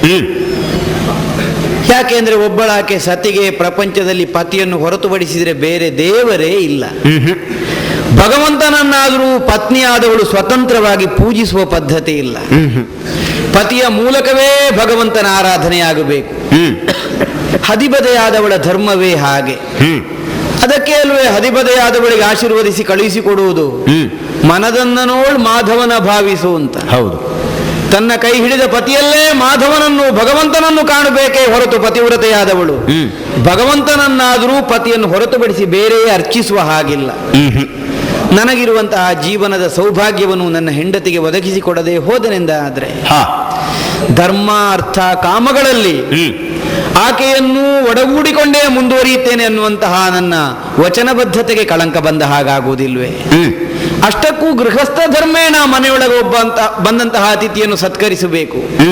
ನಾನು ಗೃಹಸ್ಥ ಧರ್ಮವನ್ನು ಮೀರಿದ ಹಾಗಾಗುತ್ತಿತ್ತು ಆಕೆಯನ್ನು ಒಡಗೂಡದೆ ಹೋದರೆ. ಹೆಂಡತಿಯಾದವು ಕೊನ್ನ ತಂಬಿಗೆಯಲ್ಲಿ ನೀರು ತಂದು ಕಾಲಿಗೆ ಹೊಯ್ಯಬೇಕು. ಪತಿಯಾದವನು ತನ್ನ ಕರವೆರಡರಿಂದಲೂ ಆ ಪಾದವನ್ನು ತಿಕ್ಕಿ ತೊಳೆಯಬೇಕು. ಆ ಪಾದೋದಕವನ್ನೇ ತೀರ್ಥವೆಂದು ಸತಿಪತಿಯರಿರುವರೂ ತಮ್ಮ ಮೈ ಮೇಲೆ ಪರೋಕ್ಷಿಸಿಕೊಳ್ಳಬೇಕು. ಯಾಕೆಂದ್ರೆ ಮಹಾತ್ಮರ, ಸಂತರ, ಪರಮಹಂಸರ, ಭಗವಂತನ ಪಾದಸ್ಪರ್ಶ ಮಾಡಿದಂತಹ ನೀರಾದರೂ ಗಂಗಾ ಭವಾನಿಗಿಂತಲೂ ಹೆಚ್ಚಿನದ್ದಾದಂತಹ ಪಾವಿತ್ರ್ಯವನ್ನು ಹೊಂದಿದ್ದು ಅನ್ನುವಂತಹ ಕಲ್ಪನೆ, ನಂಬುಗೆ ಹೊಂದಿದವರು ನಾವು ಆರ್ಷೇಯರು. ಕರೆದಾಕ್ಷಣವೇ ಹೊರಗೆ ಬಂದಳು. ಹೌದು. ಮೊದಲೇ ಒಳಗಿನಿಂದ ಬಾಗಿಲಿನ ಸಂಧಿಯಿಂದ ನಿನ್ನ ಆಗಮನವನ್ನು ಕಾಣುತ್ತಾ ಇದ್ದವಳು. ಆದರೂ ಹೊಸ್ತಿಲಿಂದ ಹೊರಗೆ ಕಾಲಿಡ್ಲಿಲ್ಲ. ಯಾಕೆಂತ ನೀನು ಪ್ರಶ್ನಿಸಲಿಕ್ಕಿಲ್ಲ. ಸನಾತನವಾದ ಧರ್ಮವನ್ನು ಚೆನ್ನಾಗಿ ಬಲ್ಲವನು ನೀನು. ಗಾರ್ಹಸ್ಥ್ಯ ನನ್ನದು ಬಹಳ ದೊಡ್ಡದು ಅಲ್ವೇ? ಹೌದು. ಆದದ್ದರಿಂದಲೇ ಯಾಕೆ ಅವಳು ಮೊದಲೇ ಬರಲಿಲ್ಲ ಅಂತ ಪ್ರಶ್ನೆ ಕೇಳುವುದಕ್ಕಿಲ್ಲ.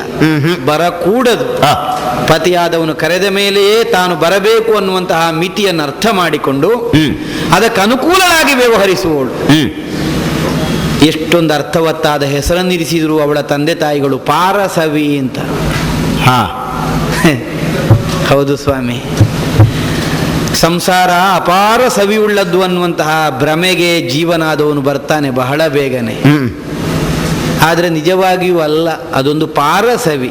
ಅದಕ್ಕೊಂದು ಮಿತಿ ಉಂಟು. ಮಿತಿ ಉಂಟು. ಸಂಸಾರದಲ್ಲಿ ಸಿಗುವಂತಹ ಸವಿಗೊಂದು ಮಿತಿ ಉಂಟು ಅಂತ ಅರ್ಥ. ಪಾರಸವಿ ಅನ್ನುವ ಹಾಗೆ ಅವಳನ್ನು ಕರೆಯುವಾಗಲೇ ನೀನು ಅಪಾರ ಸವಿಯನ್ನು ಜೀವನದಲ್ಲಿ ಜೀವಿಗೆ ಒದಗಿಸಿಕೊಡಬಲ್ಲವನು ಅನ್ನುವಂತಹ ನೆನಪನ್ನೂ ನನಗದು ಹುಟ್ಟಿಸಿಕೊಡ್ತಾ ಇದೆ. ಅವಳು ಬಂದವಳು ಪಾರಸವಿ, ಈಗ ನೀನು ಒದಗಿ ಬಂದವನು ಅಪಾರ ಸವಿಯನ್ನು ಕೊಡಬಲ್ಲವನು. ಆದ್ದರಿಂದಲೇ ನಾವಿರುವರು ಜೊತೆಯಾಗಿಯೇ ನಿನ್ನ ಪಾದವನ್ನು ತೊಳೆದಿದ್ದೇವೆ, ನಿನ್ನ ಕೈಗೆ ಅರ್ಘ್ಯವನ್ನು ಕೊಟ್ಟಿದ್ದೇವೆ, ಸರಿ, ಕುಳಿತುಕೊಳ್ಳುವುದಕ್ಕೆ ಆಸನವನ್ನು ಒದಗಿಸಿದ್ದೇವೆ, ಮುಖ ಪ್ರಕ್ಷಾಳನವನ್ನು ಮಾಡಿದ್ದೇವೆ, ಅರ್ಚನೆ ಆರಾಧನೆಗಳನ್ನೆಲ್ಲ ಮಾಡಿ ಮುಗಿಸಿದ್ದೇವೆ. ನಮಗೆ ತೃಪ್ತಿಯಾಗಿದೆ ಸ್ವಾಮಿ. ನೈವೇದ್ಯ ಬಾರದೆ ನನಗೆ ತೃಪ್ತಿ ಆಗುವುದಿಲ್ಲ. ಓಹೋ, ಹೌದಲ್ಲ, ಅದೌದು. ಆದರೆ ನಿನಗೆ ಏನನ್ನು ಕೊಡಲಿ, ನಾನು ಏನನ್ನು ಒದಗಿಸಲಿಯಪ್ಪ, ನನಗೆ ಅರ್ಥ. ಏನನ್ನು ನಿವೇದಿಸುತ್ತಿ? ಓ, ಅಲ್ಲಿ ದೇವರ ಕೋಣೆಯಲ್ಲಿ ಅದೇನು ಕಾಣುವುದು? ಓ, ಒಂದುಂಟು. ಏನದು? ಸಲ್ಲ ಕುಂಭದೊಳೈದೆ ಕ್ಷೀರವ ಕಿರುಮಯ್ಯಗೆ ಸಮರ್ಪಿಸಲು ಎನ್ಮಯ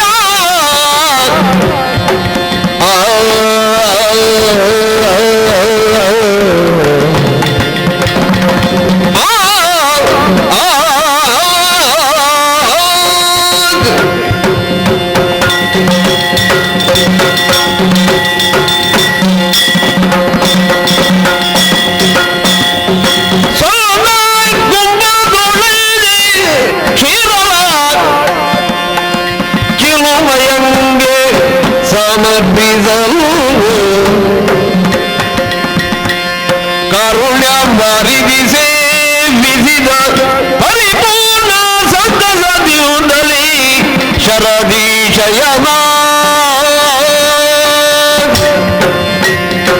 ತುಂಬಿದ ಪುರವೆಲ್ಲ ವರಕ್ಷಿರ ಮುರಿದಿ ಮಾಯವಾಗಿ ಅಚ್ಚರಿಯಂ ಭ್ರಮಿಸಿ ನೋಡಿದರು ಜನರುಗಳು ಅಂಬುಜಾಕ್ಷರ ಮಹಿಮೆಯ ಸೊಳ್ಳ ಕುಂಭದೋಳೈದೆ.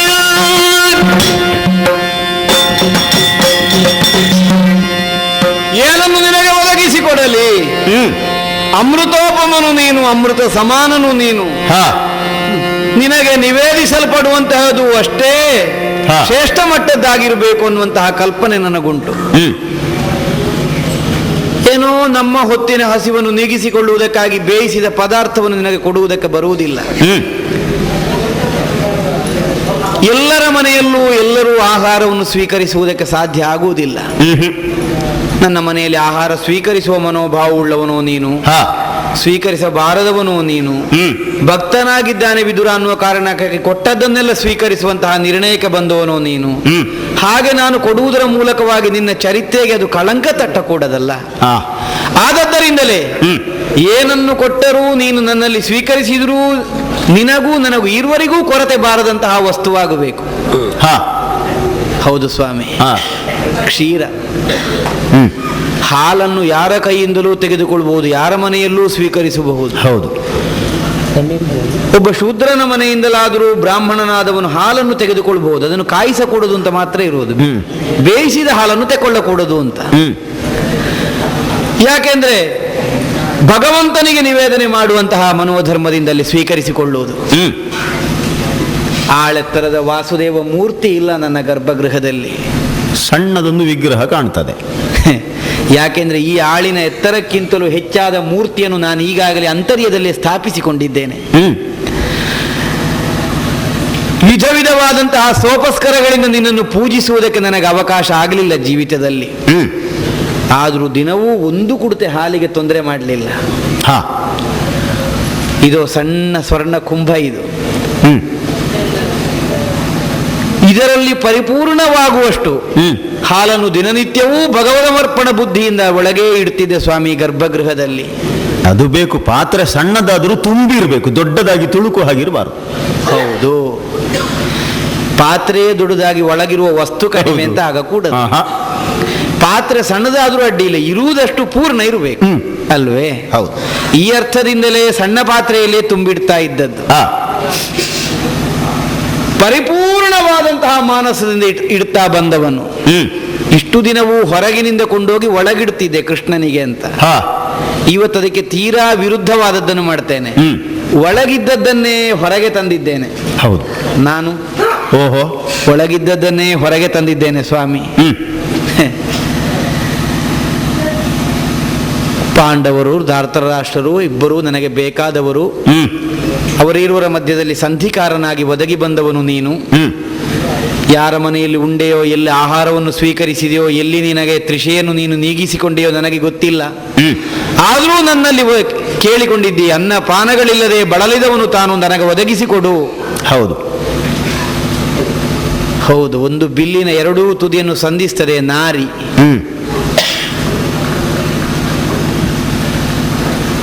ನಾರಿಯನ್ನು ಎಷ್ಟು ಬಲವಾಗಿ ಸೆಳೆಯಲ್ಪಡುತ್ತದೆಯೋ ಅದರಂತೆಯೇ ಬಿಲ್ಲು ಬಾಗುತ್ತದೆ. ಎಲ್ಲಿಯವರೆಗೆ? ಸಹಿಸಿಕೊಳ್ಳುವ ಸಾಮರ್ಥ್ಯ ಇದ್ದಲ್ಲಿವರೆಗೆ ಮಾತ್ರ. ಅದರ ಪೆಡಸುತನ ಮುಗಿದಾಗ ಮುರಿದು ಹೋಗ್ತದೆ. ಹೌದು. ಬಿಲ್ಲಿನಲ್ಲಿ ಮೃದುತ್ವವೇ ಇದ್ರೆ ಎಷ್ಟೂ ಬಗ್ಗಿಸಬಹುದು. ಬಿಲ್ಲಿನಲ್ಲಿ ಕ್ಷಣಕಾಲದ ಕಾಠಿಣ್ಯ ಬಂತು ಅಂತಾದ್ರೆ ತನ್ನಿಂದ ತಾನೇ ಅದು ಪೆಡಸಾಗ್ತದೆ, ಮುರಿದು ಬೀಳುತ್ತದೆ. ನಾನು ಇಷ್ಟವರೆಗೂ ತುಂಬಾ ಬಾಗಿದ ಬಿಲ್ಲು ಕೃಷ್ಣ. ಮುರಿಬೇಕದು ಬೇಡ, ಅದು ತುಂಬಾ ಬಾಗಿದ ಬಿಲ್ಲಿನಂತಿದ್ದೇನೆ. ಹೌದು, ಎರಡೂ ಕಡೆ ಬಾಗುವುದು. ಎಷ್ಟು ಬಾಗುವುದು? ಹೌದು, ಆ ಕಡೆಗೂ ಈ ಕಡೆಗೂ ಸೇರಿಸಬೇಕು ಅಂತಾದ್ರೆ ನಾನು ಬಾಗಲೇಬೇಕು, ಅಲ್ಲದ್ರೆ ಸೇರುವುದಿಲ್ಲ ಅದು. ಇತ್ತಂಡದವರು ಎಳೆಯುತ್ತಾರೆ. ಹೌದು, ಅಲ್ಲಿಂದ ಇಲ್ಲಿಗೆ ಮುಟ್ಟಬೇಕು ಅಂತಾದ್ರೆ ನಾನು ಬಾಗಬೇಡು. ಆದ್ದರಿಂದ ಬಾಗಿದೆ ಬಾಗಿದೆ ಬಾಗಿದೆ. ಈಗ ನಿನ್ನ ಮುಂಭಾಗದಲ್ಲಿ ಬಾಗಿದ್ದೇನೆ ಸ್ವಾಮಿ. ನಿನ್ನ ಮುಂಭಾಗದಲ್ಲಿ ಇಷ್ಟು ಕಡಿಮೆ ಪ್ರಮಾಣದ ಹಾಲು ಕೊಡ್ಲಿಕ್ಕೆ ನಾಚಿಕೆ ಆಗ್ತದೆ ನನಗೆ. ನಿನ್ನ ಬಾಲ್ಯದ ಜೀವನದ ಲೀಲೆಯನ್ನೆಲ್ಲ ಕೇಳಿಬಲ್ಲೆ ನಾನು. ಗೋಪಿಕೆಯರ ಮನೆಯನ್ನು ಹೊಕ್ಕು ಗಡಿಗೆ ಗಡಿಗೆ ಹಾಲು ಕುಡಿದಿದ್ಯಂತೆ ನೀನು. ಆದ್ರೂ ನಿನಗೆ ಹೊಟ್ಟೆಯ ಹಸಿವು ನೀಗಲಿಲ್ಲ. ಇಲ್ಲಿಯೂ ಕೇಳುತ್ತೆ, ಅನ್ನಪಾನಗಳಿಲ್ಲದೆ ಬಳಲಿರ್ಪೆ ಅಂತ. ನನಗೆ ಅರ್ಥ ಆಯ್ತು ಸ್ವಾಮಿ. ಯಾವನೋ ಒಬ್ಬ ಬಂದು ನಿನಗೆ ಒಂದು ಮುಷ್ಟಿ ಅವಲಕ್ಕಿ ಕೊಟ್ಟನಂತೆ, ನಿನ್ನ ಭಕ್ತ ಸುಧಾಮ. ಆಮೇಲೆ ಸುಧಾಮ. ಹೌದು, ನಿನ್ನ ಅನುಗ್ರಹದಿಂದ ಆ ಅವಲಕ್ಕಿ ತಿಂದದ್ದರ ಬಾಯಾರಿಕೆ ನೀಗಲಿ ಈ ಕುಡ್ತೆ ಹಾಲಿನಿಂದ. ಆವತ್ತಿನ ಅವಲಕ್ಕಿಗೆ ಇದು ಜೊತೆಯಾಗಲಿ. ಅಯ್ಯ, ಸಂತೋಷವಾಯಿತು. ನೀನು ಕೊಟ್ಟಿರುವ ಹಾಲನ್ನು ನಾನು ಕುಡಿದೆ. ತಂಗೂಳಿಗೆ ಮೊಸರನ್ನು ಸೇರಿಸಿದ ಬುತ್ತಿಯಿಂದ ತೊಡಗಿ ಲೋಕಾಂತರದ ಮೃಷ್ಟಾನ್ನ ಭೋಜನದವರೆಗೆ, ಪರಮ ಷಡುರಸದ ಭೋಜನದವರೆಗೆ ನಾನು ಉಣ್ಣದ ಭೋಜ್ಯವಿಲ್ಲ, ಕುಡಿಯದ ಪೇಯವಿಲ್ಲ, ನೆಕ್ಕದ ಲೇಹ್ಯವಿಲ್ಲ, ತಿನ್ನದ ಭಕ್ಷ್ಯವಿಲ್ಲ. ಆದರೆ ಇಷ್ಟು ಸವಿ ಅದೇ ನೀನು ಹೇಳಿದ ಆ ಒಂದು ಸಂದರ್ಭದಲ್ಲಿ ಮಾತ್ರ ಈ ಸವಿ ಸಿಕ್ಕಿತ್ತು. ಚಿಂದಿ ಬಟ್ಟೆಯಲ್ಲಿ 3 ಹಿಡಿ ಅವಲಕ್ಕಿ ಕಟ್ಟಿಕೊಂಡು ಬಂದ ಕುಚೇಲ ನನ್ನನ್ನು ಕಂಡು ಕುಬ್ಜನಾಗಿ ಇದನ್ನು ಕೊಡುವುದು ಬೇಡ, ತೋರಿಸುವುದು ಬೇಡ ಅಂತ ಕಂಕುಳೆಡೆಯಲ್ಲಿಟ್ಟುಕೊಂಡಿದ್ದ. ನನ್ನಿಂದ ಬಚ್ಚಿಟ್ಟುಕೊಳ್ಳಿಕ್ಕೆ ಯಾರಾದರೂ ಪ್ರಯತ್ನಿಸ್ತಾರೆ ಅಂತಾದರೆ ಸಾಧ್ಯವಾದೀತೆ. ಆದ್ದರಿಂದಲೇ ಅವನ ಕಂಕುಳಿಂದ ಎಳೆದುಕೊಂಡು 2 ಮುಷ್ಟಿ ತಿಂದಿದ್ದೇನೆ. ಹೌದು, ತಿಂದದ್ದು ನಾನು, ಜೊಲ್ಲೊರಸಿಕೊಂಡಿದ್ದು ಸೇರಿದ ಸಭೆ. 3ನೆಯ ಮುಷ್ಟಿಯನ್ನು ತಿನ್ನುವಾಗ ರುಕ್ಮಿಣಿ ಹಿಡಿದಳು, ಎಲ್ಲ ಮುಗಿಸ್ತೀರಾ, ನಮಗೇನಾದ್ರೂ ಉಳಿಸ್ತೀರಾ ಅಂತ. ಆ ಸವಿ ಇವತ್ತಿನ ನೀನು ಕೊಟ್ಟಿರುವ ಹಾಲಿಗೆ ಸಮಾನ ತುಲ್ಯವಾದದ್ದು. ಹೌದು ಸ್ವಾಮಿ. ಆದರೆ ನೀನು ಹೇಳಿದ್ದಿ ಒಂದು ಕೂಡುತ್ತೆ ಅಂತ. ಬರೀ ನೋಡು, ಹೌದು, ಹಾಲುಂಡ ಮನೆ, ಹಾಲುಂಡ ತವರು. ಹೌದು, ನನ್ನ ಹಸಿವು ತೃಷೆಗಳು ನಿವಾರಣೆಯಾಯಿತು. ಹಾಲನ್ನು ಉಣ್ಣುವುದಕ್ಕೂ ಬರ್ತದೆ, ಕುಡಿಯುವುದಕ್ಕೂ ಬರ್ತದೆ. ಒಮ್ಮೆ ಕುಡಿಯಬಹುದಾದಷ್ಟು ಪ್ರಮಾಣದ್ದು ಎಂಬುದಕ್ಕೆ ಕುಡುತೆ ಅಂತ ಹೆಸರು. ಹೌದು, ಕುಡುತೆಯೊಂದರ ಪಾಲಿನಲ್ಲಿ ನನಗೆ ಹಸಿವಡಗಿದೆ. ಅದರ ನಿದರ್ಶನವಾಗಿ ಅದೇ ಕುಡುತೆಯೊಂದರ ಮತ್ತೊಂದು ಪಾಲು ನನ್ನ ಕಟವಾಯಿಂದ ಹರಿದು ಹೋಗಿದೆ ನೋಡು. ಏನದು? ಬೊಬ್ಬೆ ಹೊಡಿತಾ ಇದ್ದಾರೆ ಜನ. ತುಂಬಿತಾ ತುಂಬಿತಾ ಅಂತ ಹೇಳುದು. ತುಂಬಿತಾ ಅಂದ್ರೆ ಹಾಲು. ನಾಳೆಗೋ ನಾಡ್ದಿಗೋ ಇರ್ಲಿ ತುಂಬಿತಾ, ಇವತ್ತಿನ ಹಾಲು ನಾಳೆಗೆ ಹಾಳಾಗ್ತದೆ ಅಂತ ಪಾಪ ಗೊತ್ತಿಲ್ಲ. ಮನುಷ್ಯನ ಪ್ರವೃತ್ತಿ ಸಿಕ್ಕಿದಾಗ ಸಿಕ್ಕಿದಷ್ಟು ಸಿಕ್ಕಲಿ. ಅಲ್ಲ, ವಾಕ್ಯ ಮುಂದೆ ಹೋಗಿದೆ, ತುಂಬಿತಾಪುರವೆಲ್ಲ ವರ ಕ್ಷೀರಾಂಬುದಿಯ ತೆರನಾಗೆ ಅಂತ. ಹಾಲಿನ ಸಮುದ್ರವೇ ಆಗಿ ಹೋಗಿದೆ ಇಲ್ಲಿ. ಸ್ವಾಮಿ, ನಾನು ಕೊಟ್ಟ ಹಾಲು ನಿನ್ನ ಹೊಟ್ಟೆಗೆ ಆಗಲಿಲ್ಲ. ಅದು ಮೊದಲು ಕುಡಿದ ಹಾಲೆಲ್ಲ ಇಲ್ಲಿ ನೀನು ಚೆಲ್ಲಿ ತೋರಿಸಿದೆ ಈಗ. ಆಹಾ ಗೋಪಿಗೆಯರ ಮನೆಯಲ್ಲಿ ಕುಡಿದದ್ದೆಲ್ಲ ಹಾ ಗಡಿಗೆ ಕುಡಿದಿದೆಯಲ್ಲ ದಿನ ಹೋಗಿ ಮನೆಗೆ ಹೊಕ್ಕು ಆ ಹಾಲನ್ನೆಲ್ಲ ಹಸ್ತಿನಾವತಿಯಲ್ಲಿ ಕ್ಷೀರಸಾಗರ ಮಾಡಿ ಬಿಟ್ಟೆ. ಕಾರಣ ಇದೆ. ಮೊದಲು ಕುಡಿದದ್ದನ್ನೆಲ್ಲ ಇಲ್ಲಿ ವಮನ ಮಾಡುವುದಕ್ಕೆ ಉದ್ದೇಶ, ಇಲ್ಲಿ ಕ್ಷೀರವೇ ಹರಿಬೇಕು ಎನ್ನುವ ನನ್ನ ಲಕ್ಷ್ಯ. ಆಗಲೇ ಕಿವಿಯ ಒಳಗೆ ಒಂದು ಬಿಂದು ನೀರು ತುಂಬಿದ್ರೆ ಆ ನೀರನ್ನು ತೆಗೆಯುವುದು ಹೇಗೆ? 4 ಬಿಂದು ನೀರು ಮಾಡೋದಕ್ಕೆ ಹಾಕಬೇಕು. ಹೌದು. ಹಾಗೆ ನನ್ನ ಅಂತರಂಗದಲ್ಲಿರುವ ಲೋಕಹಿತಾರ್ಥವಾದಂತಹ ಹಾಲಿಗೆ ಸಹಜವಾದ ಅಂತಃಕರಣ ಏನುಂಟೋ ಅದಕ್ಕೆ ನಿವ್ಯಾಜಾಂತಃಕರಣದ ಹಾಲು ಸೇರಿದಾಗ ಒಂದಾಗಿ ಹೀಗೆ ಹರಿಯುವುದಕ್ಕೆ ಅವಕಾಶವಾಯಿತು. ಇರ್ಲಿ, ಇದೆಲ್ಲ ನಿನ್ನ ಮಹಿಮೆ. ಅರ್ಚಕಸ್ಯ ಪ್ರಭಾವೇನ ಶಿಲಾಭವತಿ ಶಂಕರ ಎಂಬ ಹಾಗೆ ಕೊಟ್ಟಿರುವ ನಿನ್ನ ಭಾವದಿಂದ ಇದು ಹೀಗೆ ಕಂಡದ್ದು. ಏನೇ ಇರ್ಲಿ ವಿದುರ, ವಾಸ್ತವಕ್ಕೆ ಬರೋಣ. ನಾನು ಬಂದದ್ದು ರಾಯಭಾರಿಯಾಗಿ ಅಂತ ನೀನು ಗೊತ್ತಿದೆ. ಹೌದು ಸ್ವಾಮಿ. ನಾನು ಬರ್ತೇನೆ ಅಂತ ಕೌರವನಿಗೂ ಗೊತ್ತು. ಆದರೂ ನೇರವಾಗಿ ಸಭಾಪ್ರವೇಶ ಮಾಡುವುದಕ್ಕೆ ಸಭ್ಯತೆ ಅಂತ ಹೆಸರಲ್ಲವಲ್ಲ. ಬಂದಿರುವ ರಾಯಭಾರಿ ತಾನು ಬಂದಿದ್ದೇನೆ ಎನ್ನುವುದನ್ನು ಅವನಿಗೆ ತಿಳಿಯಪಡಿಸಿ ಅವನ ಅವಕಾಶವನ್ನು ಅನುಲಕ್ಷಿಸಿ ಭೇಟಿಯನ್ನು ಮಾಡಬೇಕಾದ್ದು ಮುಖ್ಯ. ನಮ್ಮ ಅತ್ತೆಯವರನ್ನು ಮಾತಾಡಿಸಬೇಕಾಗಿದೆ, ನಿಮ್ಮ ಮನೆಯಲ್ಲಿರುವವರನ್ನು. ನಾನು ಅವರಲ್ಲಿ ಮಾತನಾಡುತ್ತಾ ಇದ್ದ ಹಾಗೆ ಒಮ್ಮೆ ಹಸ್ತಿನಾವತಿಗೆ ಸಭೆಗೆ ಹೋಗಿ ಕೃಷ್ಣ ಬಂದಿದ್ದಾನೆ, 2 ಮಾತಾಡ್ಲಿಕ್ಕೆ ಅವಕಾಶ ಉಂಟು ಅಂತ ಒಂದು ಉಪಕಾರ ಮಾಡ್ತೀಯ ಕೇಳಿ. ಹಸ್ತಿನಾವತಿಯ ಸಭೆಗೆ ನಾನು ಹೋಗದೆ ಕೆಲ ದಿನಗಳಾಗಿ ಹೋಯಿತು ಕೃಷ್ಣ. ಅಗತ್ಯ ಇಲ್ಲ ಅಂತ ಬಿಟ್ಟಿದ್ದೆ. ಈಗ ನೀನು ಬಂದ ಮೇಲೆ ನೀನು ಸೂಚಿಸಿದ ಮೇಲೆ ಒಮ್ಮೆ ಸಭೆಗೆ ಹೋಗುವಂತ ಕಾಣ್ತದೆ. ಹೌದಾ? ಹೌದೌದು. ಹೋಗಿ ಬರ್ತೀಯಾ? ನಾನೇ ಹೋಗಿ ಬರ್ತೇನೆ.